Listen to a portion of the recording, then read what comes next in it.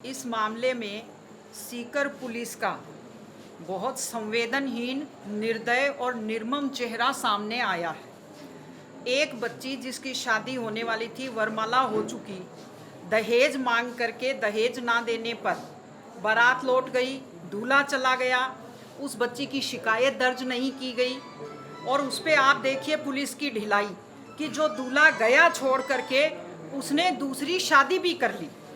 ये तथ्य बताता है कि कितनी ढिलाई और कितनी संवेदनहीनता प्रशासन के द्वारा बरती गई है।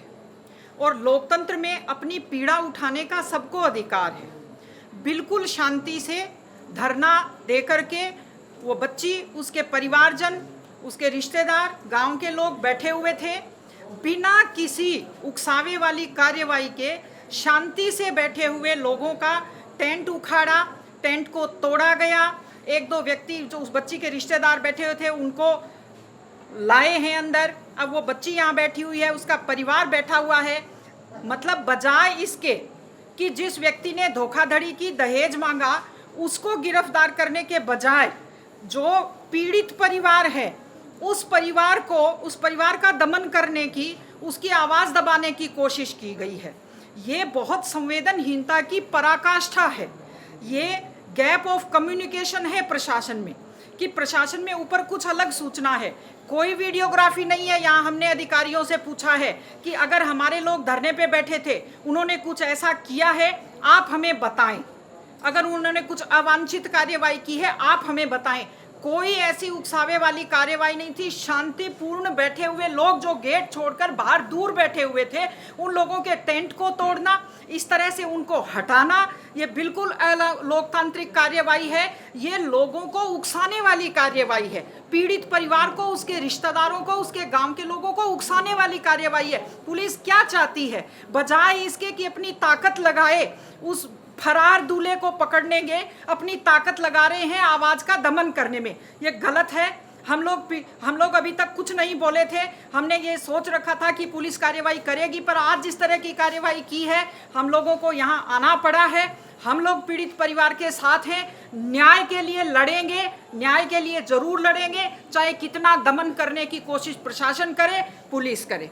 हम लोग पीड़ित परिवार के साथ हैं और इस कार्यवाही की निंदा करते हैं। इसके खिलाफ आगे तक लड़ाई लड़ेंगे, पूरी मजबूती से लड़ेंगे। हाँ, बिल्कुल शांति से घबराओ मत, शांति है वो, हम तुम्हारे साथ, पूरा जिला तुम्हारे साथ, अकेले नहीं हो। और टेंशन मत लो, ये वो कर लूंगी। तुमने कोई गलती नहीं की है। तुम तो साहूकार हो, चोर तो अगला है। कितने साल कराऊंगा, बिगाड़ देगी उसको। समस्या है लोगों के साथ संघर्ष करना है। अपराधी लोगों से बस मैं तो यही बोल रही हूँ कि ना मुझसे गिरफ्तार किया जाए जल्दी से जल्दी, तभी मैं यहाँ से साथ है तुम्हारे चिंता। आज से 4 दिन पहले सीकर जिले के तारपुरा गांव में जहांगीर परिवार में सुबीता नाम की एक बेटी है, उसकी शादी थी। तोरण होने के बाद, माला पहनाने के बाद दूल्हे ने और दूल्हे के परिवार ने ये कहा कि हम गाड़ी लेंगे। गरीब परिवार जिसके पास में गुजारा लायक काम करने के लिए पैसा है, साधन है, और उससे इन मौके पर दहेज में गाड़ी मांगी जाए। परिजनों ने यहाँ भी सूचना दी, थाने में भी, लेकिन थाना देरी से पहुंचा और वो बाराती सारे के सारे निकल गए वहाँ से।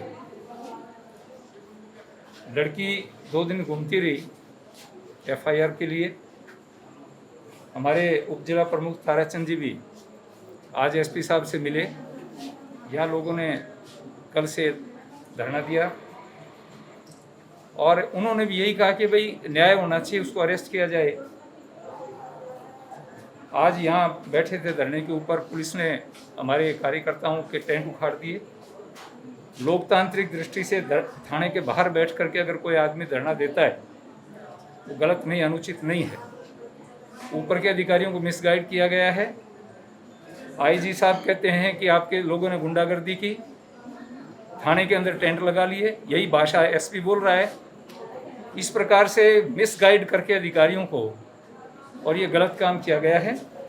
हमारे कार्यकर्ता थाने में हैं और जब तक न्याय नहीं मिलेगा हमारे कार्यकर्ता थाने से हटेंगे नहीं और कल बड़ी संख्या के अंदर हम इस आंदोलन को बड़ा रूप देंगे।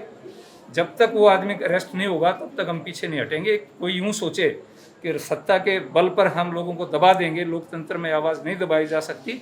इसलिए पुलिस ने घोर अन्याय किया है, गलत काम किया है, टेंट को उखाड़ करके और लोगों को वहाँ से हटा करके। मेरा यही कहना है।